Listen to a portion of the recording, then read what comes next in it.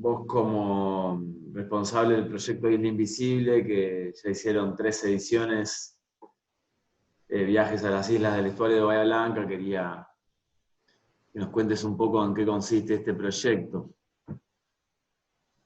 Yo estoy como coordinador, pero también como coordinador un poco articulo, surge de una cuestión tiene dos partes de donde sale. Primero que una más íntima y pava, que es que una vez vi un programa de cable muy raro que se llama Proyecto Pesca, que es de pescadores y que los auspiciantes son vendedores de insumos para pescadores jovistas, ¿no? Y de golpe mostraba que, bueno, estuvimos acampando acá en la isla, acá nomás. Yo dije, ¿qué? Eso me quedó como dando vuelta un montón, ¿no? Como resonando y quedó ahí guardado. Y en paralelo con eso se da que trabajando en Ferrowhite convivimos en el mismo predio con los guardaparques. Entonces, lo que traté de hacer con el proyecto es, Ferrowhite es un museo que trabaja nada, transdisciplina y complejidad en un punto. Entonces, esa cantidad de capas de cosas que se cruzaban a lo largo del relato del museo, por ahí estaban un poquito tocando de costado la biodiversidad. Las preguntas del museo en general van mucho por el trabajo, pero siempre hay una cuestión de relación. No se puede hablar de trabajo en términos profundos sin hablar de naturaleza. Entonces, la relación con la naturaleza empecé a emerger de a poco y lo que hice fue vincular al guardaparques con esto, como alguien con un conocimiento mucho más preciso, y a partir de ahí ver qué proyecto podemos hacer para poner en evidencia, básicamente, si somos un museo comunitario que labura territorio, el territorio concreto que nos rodea. Era eso como punto de partida. Y, pero obviamente este territorio ya tiene muchísimos discursos dando vuelta, tanto proteccionistas de los guardaparques, como de los geólogos que hablan de cómo se formaron, de historiadores, y lo que pasa que, y si bien hay artistas que trabajaban desde el campo del arte un poco del estuario, siempre lo han trabajado por ahí muy desde la perspectiva tal vez de defensa del ecosistema, concretamente, muy desde ese lugar. Entonces por ahí cuando sin juzgarlos, genera perspectivas medio sesgadas del objeto para mí eso. Entonces, por ahí la idea era generar una experiencia desde el arte que permita acceder a la complejidad del objeto. Y lo que más nos servía en ese sentido era un laburo en el territorio crudo, ¿no? Bien, como la frase esa de Korsivsky, que es esta frase famosa, el mapa no es el territorio, que tanto la sabemos, entonces es empezar a ir a ese territorio que cuando empezamos a ver solo había imágenes por Google, muy pocas, y algunas investigaciones de algunos artistas. Después hay un documental que el otro día, bueno, vos compartiste en el grupo que tenemos de encuentro, pero bueno, todo con ciertas miradas. La idea era entonces hacer un proyecto en el cual podamos, combinando los saberes específicos de Ferroway, de discursos complejos, con el conocimiento específico de los guardaparques, generar una plataforma para que desde el arte se le dé visibilidad a un territorio que no lo tiene. Ahí va. Hay muchas. Por ahí va. Y contanos cómo es una residencia, cómo es la dinámica de la residencia Isla Invisible. Y la dinámica es, la dinámica tiene, la estructura de trabajo es medio un ciclo y que es convocatoria, lectura de proyectos, después se hace una serie de intercambios que pueden durar un mes más o menos con la gente, como armando el equipo de a poco, avisando, intercambiando mails, toda la bola. La residencia en el territorio propiamente dicha, que dura entre el viaje de ida y toda la hora, por lo menos son 3 4 días. Después se dan tipo 6 meses 6 meses más o menos de producción. Y a posteriori, la muestra que es por ahí la primera instancia de socialización, porque después de la primera muestra que hacemos en Ferroway, siempre la idea es replicar la muestra, vincularla con otros proyectos, como también hemos ido, no sé, a compartir con esta muestra que hicimos de las islas en Casa Río, o socializar ahí con el colectivo cuando fuimos a la isla Maciel, u otras instancias. Y entonces, si bien la residencia es un momento muy concreto, es una etapa más de toda la vuelta que da el proyecto, porque después, una vez que termina todo el ciclo, dura un año, hacemos un librito, que cierra todo eso, ya tenemos dos, y se viene la tercera y hace lo mismo. ¿Cómo un poco es esta situación que hablábamos en el momento en la isla? Que yo estuve en la última edición, en la tercera, el año pasado, en 2019, esto de que es muy difícil trasladar la experiencia de la residencia en la isla a la muestra o a un libro. ¿Cómo es un poco, cómo pensás un poco esos momentos a nivel como el proyecto, qué prioridades tiene o cómo pensás esas diferentes instancias? Y tiene como, a lo bien, a lo cebolla, tiene una serie de capas. Primero, sí hay una cuestión, si querés, más discursiva que está funcionando para conseguir nada, interés en distintos agentes, que es decir, le estamos dando visibilidad a un lugar que no lo tiene, es una cuestión que termina dando la cuestión social que implica el proyecto, ¿no? La cuestión de cambiar esa imagen que tiene, es muy impreciso hablar de la sociedad, pero bueno, volver eh, público, porque se hace desde el Estado, esto. Pero por otro lado, la capa que va en paralelo de esto es una capa, si querés, conceptual, filosófica, de que es cómo habitar un territorio eh, de la manera más íntegra que se puede, y ese habitar el territorio que nos lleva a generar experiencias de convivencia, de comida, de paseos, todo, es intransferible porque justamente estamos usando procedimientos y lenguajes artísticos que no tienen la idea de transferencia eh, neutra, no tiene una idea de producir información.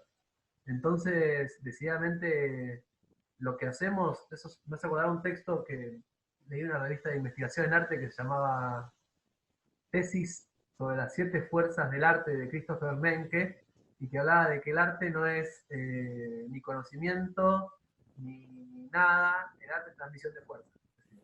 Entonces, ¿no me escuchaste? El No, no. arte, el arte es transmisión de fuerza, decía. No es conocimiento, no otra cosa que transmisión de fuerza. Y en ese sentido es la ganancia que veo del proyecto en términos de experiencia, más allá de la capa social que tiene, que es evidenciar eso, es que aquellos que transitamos la experiencia, termina siendo la experiencia casi una obra en sí, porque hay una transmisión de energía por todos lados, entre los integrantes del grupo, eh, entre el territorio con nosotros, porque nos interpela de una manera que nos excede al lenguaje, eh, también citando otras palabras típicas de este grupo, como que nos manejamos, es dejar que la deriva no sea constitutiva. Muchas veces cuando surgen las propuestas para el proyecto, mucha gente está pensando en ejecutar proyectos concretos. Llego, hago esto y lo muestro. Y en ese sentido es fundamental para teñir a todo después, sobre todo si es un territorio que no sea re ignoto, re difícil de conocer, estar de alguna manera lo más despojados que podemos de caerle con una categoría dura. Entonces es un trabajo bastante exploratorio eh, y sin mucho plan, de mucha deriva, pero que creo que finalmente termina esa deriva irradiando en producciones que si fuéramos con otra energía probablemente te volvería una muestra informativa. Entonces creo que necesariamente hay que garantizar una experiencia con la idea de derroteo, de deriva, de andar sin un fin concreto. A mí me pasa como coordinador de estar mucho de soltar, de tener los planes que sean muy abiertos y que permitan, que incluso ya en términos personales es un aprendizaje, porque de haber coordinado otros proyectos, de haber tenido galería y otra cosa, uno tiene siempre el rol como de tratar de controlar, de que las cosas pasen, y en ese sentido, por más cursi que suene, aprendiendo de la marea que lleva, trae las cosas, que se mueve, es tratar de saber que, hablando de este término de Menke que dije la energía, si todos tenemos la energía vibrando en un punto de que pase algo, ese algo va a empezar a tomar forma solo, no depende de mi control. A pesar de que genero, de que si querés, con toda la flexibilidad que uno tenga, siempre el coordinador ya es un nombre raro y opera como alguien que controla, pero mi rol es como juntar las piezas y dejarlas que se articulen. Sí, por ahí tengo un rol previo que es una elección de los ingredientes para la gente que se va a vincular, pero después la dinámica es reimpensada. Y a mí me gusta cómo sin levantar el dedo a lo maestrito, así durante el proyecto, igual es un gesto que tiene Alberto que me gusta cuando lo hace, pero, pero sin levantar el dedo para señalar, podemos entre todas las personas que participan lograr un espíritu común. Y que después eso tiene que ver con muchísimas cuestiones nada, si querés, filosóficas, para hablar de por qué extrañamente ante la naturaleza tan, por momentos brusca, por momentos que vuelve todo tan agreste, la humanidad gana tanto peso en sí, todas las alianzas de las personas se ponen mucho más densas que si estuviéramos en la ciudad. Por ahí en la ciudad tal vez la relación con las otras personas es distinta. Y ahí de golpe nos ponemos todos re importantes entre todos, nos conectamos de una manera mucho más franca y libre de muchas jerarquías que para otras cosas tenemos socialmente. No sé, me interesa, tiene como una cuota sin que tenga la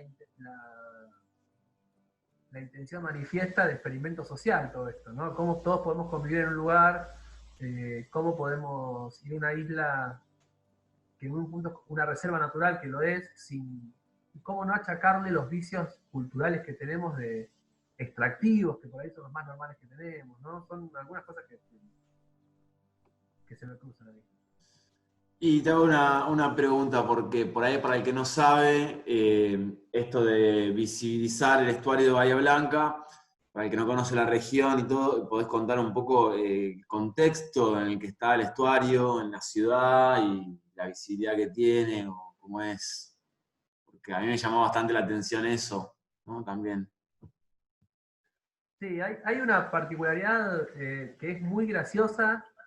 Alguna vez que tuve que presentar esto, también yo tengo muchas anécdotas de la infancia, de la infancia, de la adolescencia, cosas que me han quedado. Y me acuerdo que me contaron de un chico que vino de Italia de intercambio a la Universidad de Bahía. Y el tipo tenía que cursar una sola materia. Y, y yo le pregunté, hablando, ¿por qué elegiste Bahía? Si cruzás el charco, está bien que hay convenios, todo, pero ¿por qué Bahía? Y él se imaginaba, es eso, lo triste es que él se imaginaba que iba a cursar 4 horas por semana y después iba a ir a pescar, a andar en windsurf, a nadar en la Bahía Blanca. Y cuando con todo eso todos nos reímos, yo me maté de risa y ahí de golpe fue como, está bueno empezar a pensarlo invertido, pero la pregunta es ¿por qué no? Y ahí aparece ese proceso que vos decís, Javi, de invisibilización del territorio. Que básicamente se puede hacer un raconto histórico de cómo Bahía Blanca, a pesar de tomar el nombre de un accidente geográfico costero, intenta despegarse desde las políticas lo más que puede de ese nombre, ¿no? De esa, ¿cómo sería? De la toponimia que le da el nombre al lugar. Entonces, tal vez por momentos hasta incluso está mejor nombrarla como, no sé, poner un nombre de un, no sé, Ramón Estomba, que se llame como ciudad. Tal vez las políticas que se han dado tienen más que ver con eso que con una convivencia con la bahía. Cuando uno empieza a rastrear, aparecen en los años 30, 40, surgen los balnearios como una moda, por decirlo de alguna manera, y empieza la gente a ir, y hay bocha de fotos de la gente en los balnearios, pero cuando empezás a comparar fotos, ves como poco a poco empiezan a aparecer chimeneas más grandes, petroquímicas, hasta que llegamos en los 60, 70, empiezan los procesos neoliberales, y esos procesos neoliberales sacan a la gente de los espacios públicos comunes, y sobre todo este tipo de espacios comunes en los cuales tenían la posibilidad de ser potencial lugares para exportación desde el puerto. Entonces lo que se hizo esto es una hipótesis mía, pero que no, hablando con bastantes, como por ahí me han dado la razón, es que ha habido como una expansión de los basurales alrededor de los balnearios públicos, haciendo que esos balnearios se reduzcan a casi nada. De haber 5 o 6 balnearios de acceso público, queda uno solo, el cual está totalmente estigmatizado, el balneario Maldonado. Y entonces de golpe todo lo que es el acceso al mar como un espacio de encuentro, recreación e incluso como lugar de trabajo, porque había pescadores artesanales y todo hasta los 90, y bueno, todavía sigue habiéndolos, pero ya no pescan tanto acá, como todo el avance, se puede ver, se deja el acceso a la playa, se empieza a prohibir el puerto, el consorcio de puerto hace cada vez más difícil el acceso de la escala humana al puerto, y en paralelo con eso empieza a crecer el polo petroquímico como tal. Entonces son dos cosas que no podés verlas como distintas. Entonces, la pregunta empieza, esa pregunta normal: ¿por qué mi ciudad se llama como un lugar que no conozco? ¿Cuánta gente, otra pregunta típica para ser un bahiense, cuánta gente se mojó en el agua de la Bahía Blanca? Y lo que es terrible es que te da una respuesta real de menos del 1%. No hice la estadística, pero empezás a hablar con la gente, cada vez que hablo del proyecto todos me dicen que no, o aparece alguna persona de 70 años que levanta la mano, y levanta la mano como y sí, yo, pero, tiene una cara de pero.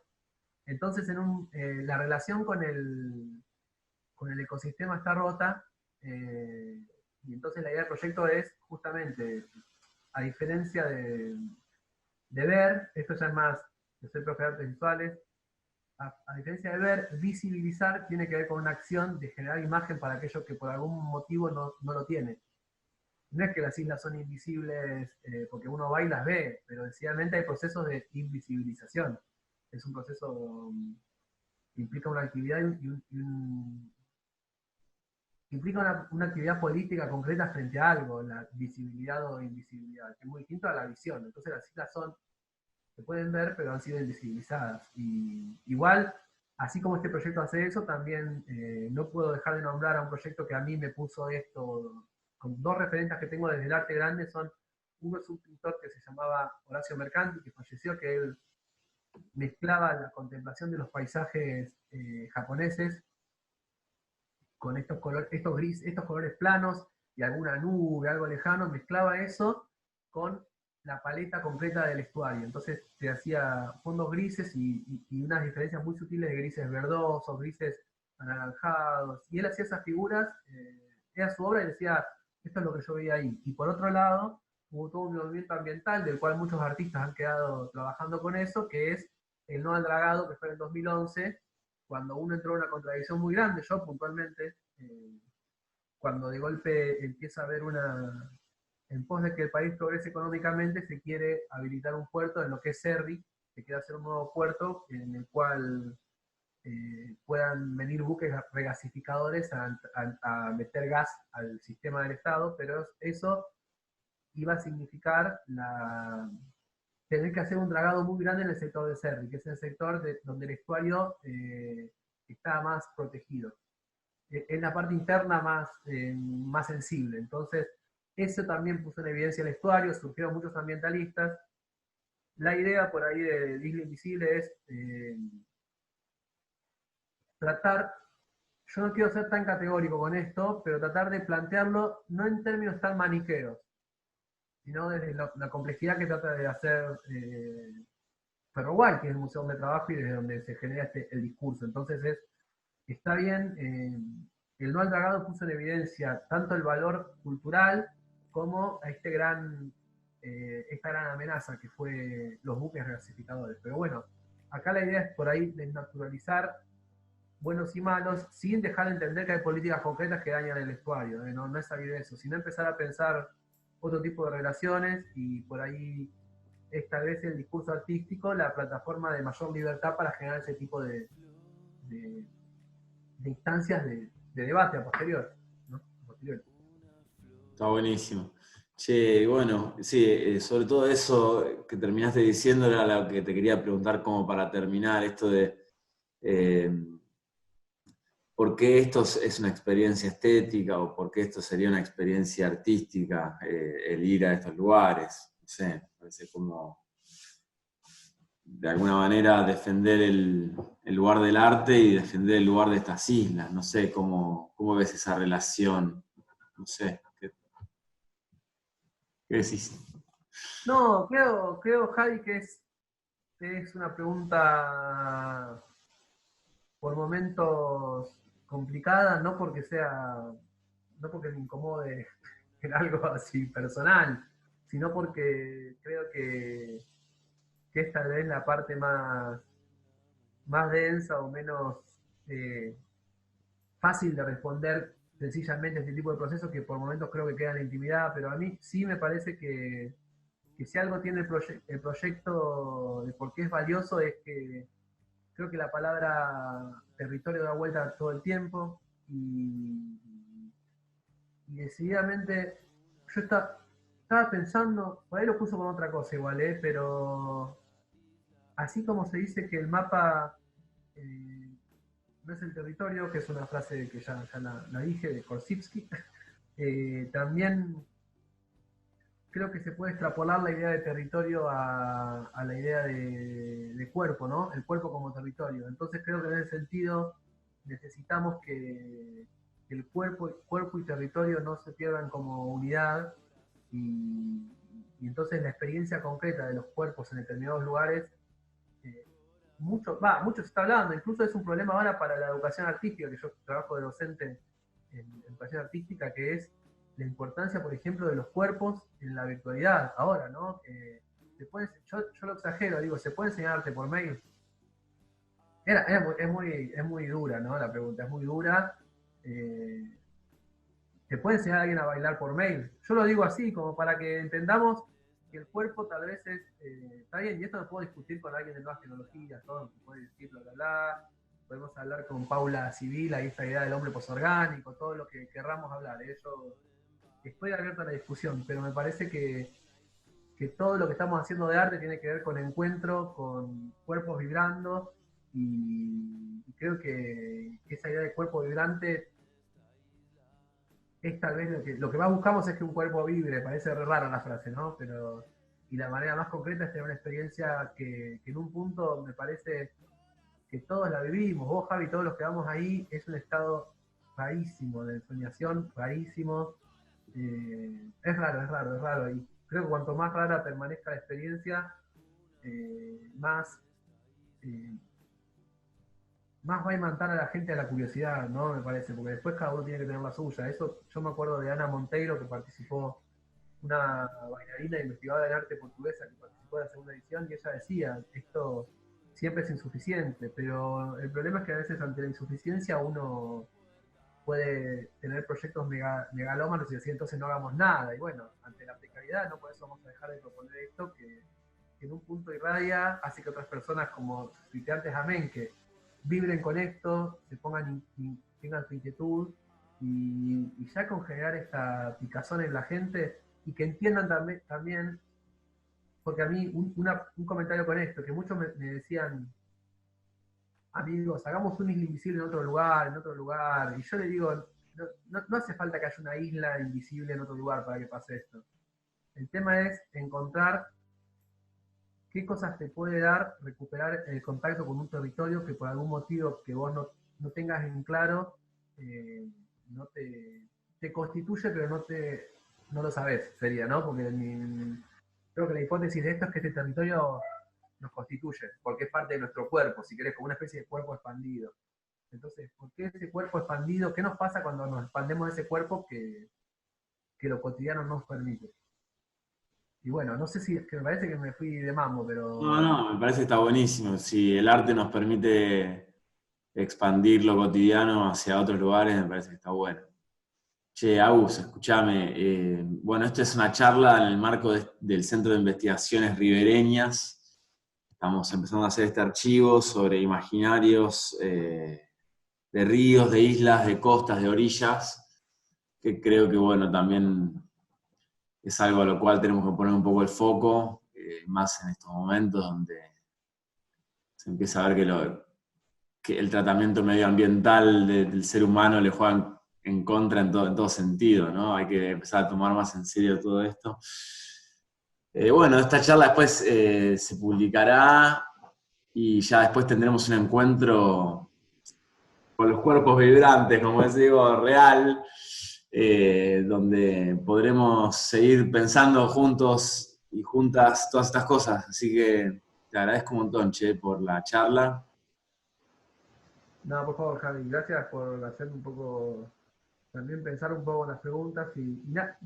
Quería comentar algo más Sí, que, que tiene que ver un poco con esto, pero un amigo creo que lo hablé con vos, pero me decía, tuve- tengo la materia que doy de percepción en la escuela de arte, y por ahí de percepción es mucho más lineal, se busca ver cómo funciona la Gestalt y hablar de, bueno, cómo ve el ojo, cómo distingue los colores, es muy así, pero invité a unos amigos de filosofía a dar una charla una vez. Y un amigo me habló de, respecto a la percepción visual, era una charla que en un punto hablaba mal de la percepción visual, de un filósofo. Él es filósofo especialista en música. Y hablaba del concepto de ontología ocular versus ontología auditiva. Entonces, la ontología, que es la rama de la filosofía que estudia el ser y los problemas del ser, no ser, bla, bla, bla. Entonces decía, no nos damos cuenta que el modelo que tenemos de pensar lo que es ser tiene que ver con el esquema del ojo. Y el esquema del ojo piensa sujetos y objetos. Sujeto soy yo que estoy viendo y objeto es lo que me excede. Y esta idea de todo lo que está fuera mío es un objeto, si la extrapolo un poco puedo decir, veo un árbol y digo, ese es un árbol, no soy yo. No está dentro mío, entonces lo puedo talar. En cambio, él decía, porque genero flechas, ¿no? Distancia con las cosas. En cambio, cuando lo pienso auditivamente, cuando uno escucha, está sumergido en el ambiente, todo vibra con uno, es algo más vibratorio. Entonces, el árbol, el sonido que hago yo rebota en el árbol y me constituye. Estamos los dos sumergidos en algo, el sonido te sumerge. Entonces, lo que era interesante decía, si pensamos una ontología auditiva, no ocular, nos damos cuenta que todo repercute con todo y probablemente tengamos una manera de percibir menos extractivista, menos pedadora, porque nos sentimos que todo nos interpela.